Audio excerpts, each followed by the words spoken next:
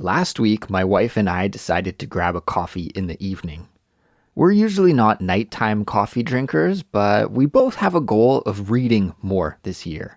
So we headed to a small, cozy coffee shop in our neighborhood to hang out and do some reading together. We ordered our drinks and sat down at a table near the back and enjoyed the nice and comfortable ambience of the cafe.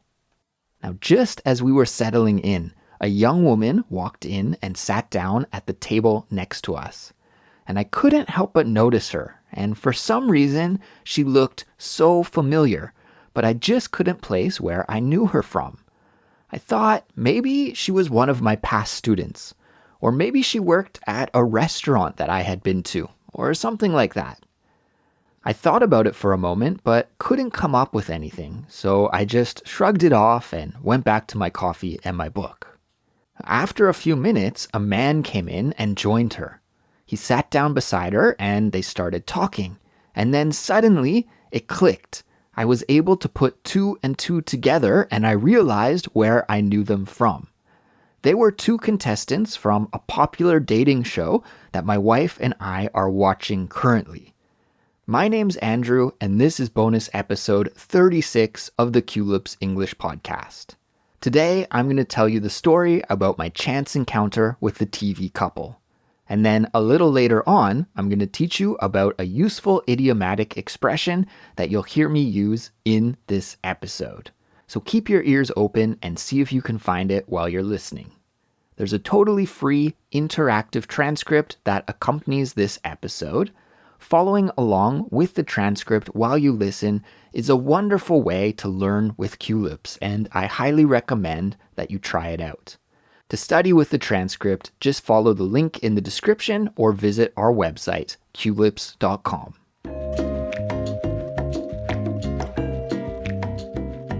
So back to the story about my run-in with the contestants from the dating reality show. First of all, I should explain a little bit about this show. As I said, it's a popular dating show here in South Korea, where I live. My wife and I both enjoy watching this show, and to be honest with you, it's the only TV show that I watch regularly. It's the only TV show that I watch every week. I never miss an episode, and it's also the only TV show that my wife and I watch together. We have a ritual of watching it every Thursday evening. Now, this show is unscripted, and it's one of the reasons I like it, because it's great for helping me improve my Korean listening. On top of that, it's just a fun show to watch also. So the way the show works is that 5 men and 5 women who are total strangers go on a retreat with each other for a week. All the contestants on the show have one thing in common, and that's that they're all single and ready to mingle, and they go on the show to try and find a romantic partner. Now, during the week, they get to know each other. Some people become friends and they go on dates with each other as well. During the course of all this, usually some people start to develop feelings for each other and some couples emerge. At the end of the week, everyone is able to make a final choice and reveal who the person is that they'd like to continue seeing after the show ends. As a viewer, it's fun to get to watch in on how all the strangers get along, form friendships, and even sometimes start romantic relationships. Sometimes the contestants that are on the show are organized according to something that they have in common by the production team. So for example, one of the recent seasons of the show featured contestants who were all divorcees. And in the current season, all of the contestants are what Korean people call mote-solo. We don't really have a great way to translate this in English in just one word, like they do in the Korean language, but a person who is a mote-solo is a person who has never been in a romantic relationship before. So they have no dating experience. So all of the contestants on this season of the dating show are adults who are in their 20s and 30s, but have never been in any romantic relationship at all in the past. So as you can imagine, because of that, it's funny to watch because the contestants, Especially the guys, I've noticed, are kind of awkward. And actually, there are a few contestants who are awkward to the extent that the show is cringe-worthy and a little bit difficult to watch at times, but that's all part of the charm and one of the reasons why my wife and I like watching this show.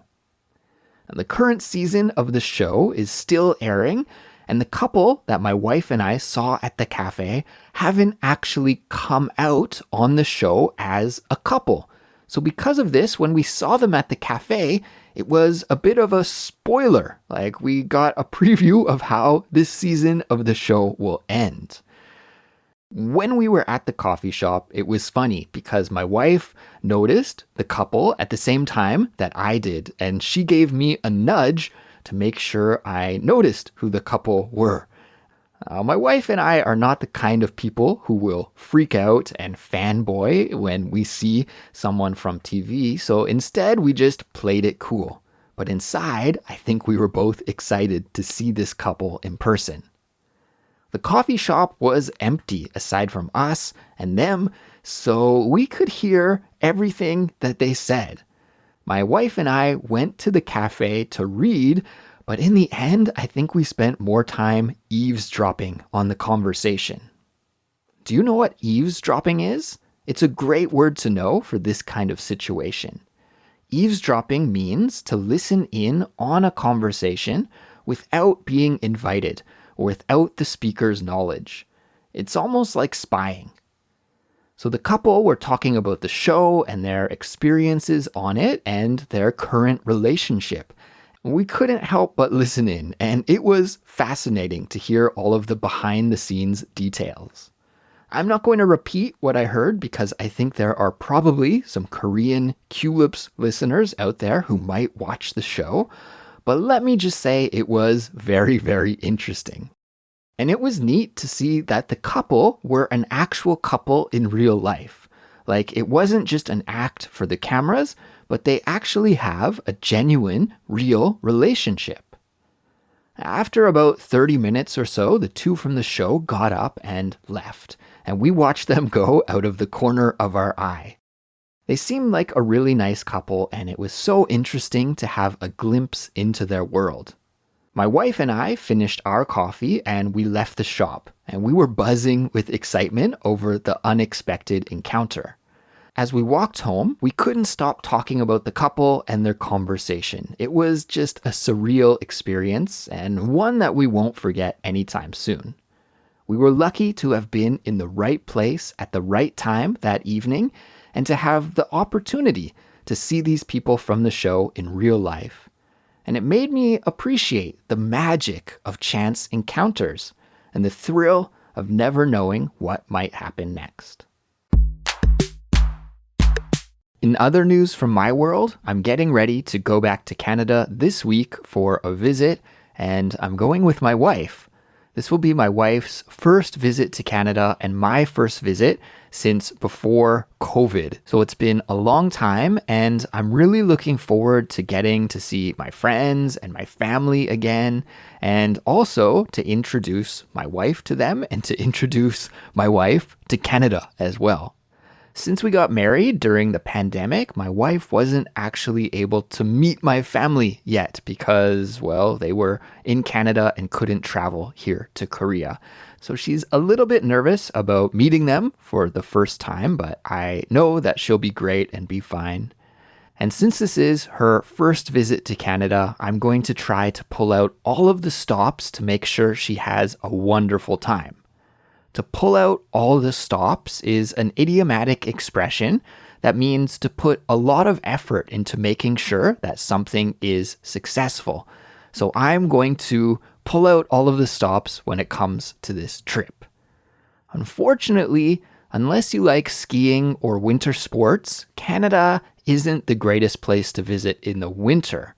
My wife isn't a skier or much of a winter sport enthusiast. But despite that fact, I'm going to try my best to show her the greatest things that Canada has to offer. Personally, my usual travel style is very lackadaisical. I usually just enjoy walking around until I see something interesting to see or do. My wife, on the other hand, prefers a more organized style of traveling. So because of that, I've prepped a big list of activities to do, things to see, restaurants to try, and places to visit. So I'm crossing my fingers for a nice trip for us, and I'm hoping that we both have a great time. Now, even though I'm going away for a few weeks, that doesn't mean things will stop here at Culips. We'll still be releasing regular Culips episodes throughout the whole time that I'm away. And I'm also going to try and upload some bonus episodes for you. But since I'm on the road and traveling, they might be a little bit shorter than they usually are. While I'm in Canada, I really want to try and prioritize family time, so I'm going to put that first, but I'm not going to ignore you guys, and I'm still going to release a regular bonus episode each week. And I'm sure after my trip, I'll have lots of interesting stories to share with you. In other Culips news, we just released a brand new episode last week from our Simplified Speech series. And that episode is about a really interesting topic, at least in my opinion. And the topic is facial expressions. So in that episode, Cassie and I chat all about non-verbal communication and the kinds of messages our facial expressions send to others. If you haven't listened to that episode yet, I really recommend checking it out. And of course, you can listen to it on our website, culips.com. And there's also a helpful study guide and an interactive transcript available for all Culips members as well. And now it's time for this week's vocabulary lesson. Before I let you go, I want to teach you about an interesting idiom that I used in this episode. The idiom is to put two and two together. Now, I used this expression when I was talking about recognizing the contestants from the dating show at the cafe. Did you hear me use this expression a little earlier? If you missed it, that's okay. Let's rewind and listen to that part of the episode a couple of more times. Here we go. And then suddenly, it clicked. I was able to put two and two together, and I realized where I knew them from. They were two contestants from a popular dating show that my wife and I are watching currently. I was able to put two and two together. I was able to put two and two together. Now let's talk about what this idiom to put two and two together means. And by the way, two is spelt T-W-O, just like the number. So to put two and two together means to use logic and reason to understand something, or to connect different pieces of information, usually when something is not obviously or explicitly told to you. So it's about using your own understanding to come to a conclusion based on the evidence or the information that you have. So when I saw the woman contestant on her own at the coffee shop, I couldn't remember where I had seen her before. I was going through my memories in my mind, but I couldn't place her. But then, once the man from the dating show joined her, then it clicked, and I was able to make a connection in my brain about where I recognized them from. I wasn't able to do it until I saw both of them together, and then it made sense. So this kind of thing is putting two and two together. And now that you know what this idiom means, I'm going to share some example sentences with you that will help you understand how native English speakers use this idiomatic expression in a natural way. I've prepped 3 example sentences for us, so let's take a listen to the first one now. Example sentence number 1. She put two and two together and realized that her partner was planning a surprise party for her. She put two and two together and realized that her partner was planning a surprise party for her. Let's break this example sentence down. So in this example, we hear about a woman who is able to put two and two together and realize that her partner was planning a surprise birthday party for her. So when she put two and two together, it means that she figured out that there was going to be a surprise party. I don't know how exactly she did that. Of course, she would know that it is her birthday. So there's her birthday. And then maybe her partner didn't really talk about any birthday plans or something. And she thought, that's a little strange. Usually we celebrate my birthday, but this year there's been no talk of a party. And then maybe she talked to some other friends or something and they seemed a little suspicious. And so she was able to use all of that evidence to realize, aha, they're throwing a surprise birthday party for me. So putting two and two together means using all the clues, information, evidence that's available to you to figure something out. Example sentence number 2. I finally put two and two together and figured out how to solve the puzzle. I finally put two and two together and figured out how to solve the puzzle. Let's break this example sentence down. In this example sentence, the speaker was able to solve a puzzle by looking at all of the evidence available and making a connection in his brain about how to solve the puzzle. So this example actually comes from my real life because my co-host here at Culips, Cassie, is addicted to a word game that's called Wordle. And she actually got me hooked as well. So I've been playing Wordle every day on the New York Times website. You're allowed to play one puzzle per day. And I was doing my daily puzzle earlier in the day. And to play this game, you just need to find what the hidden keyword is. There's a hidden keyword in the puzzle that's 5 letters long. And you have 6 guesses. And each guess you make gives you some information about the keyword. So for example, if my first guess is ocean and the keyword has the letter C in it, then the C in my selection will turn orange or green, depending on the location of the letter.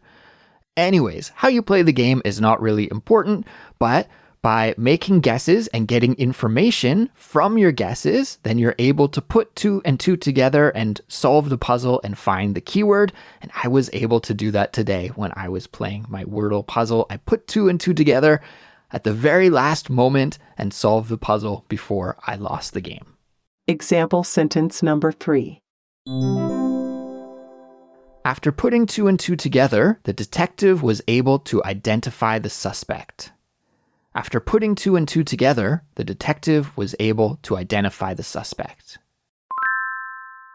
Let's break this final example sentence down. In this sentence, we hear about a detective. The detective was able to do his job well. What is a detective's job? A detective's job is to solve mysteries and fight crime, right? And so the detective was able to identify the suspect in the crime by putting two and two together. So maybe he went to the crime scene and he did an analysis and an investigation, looked for clues, used his logic and reasoning skills, and then was able to say, aha, this person, I think, did it, and they found the suspect.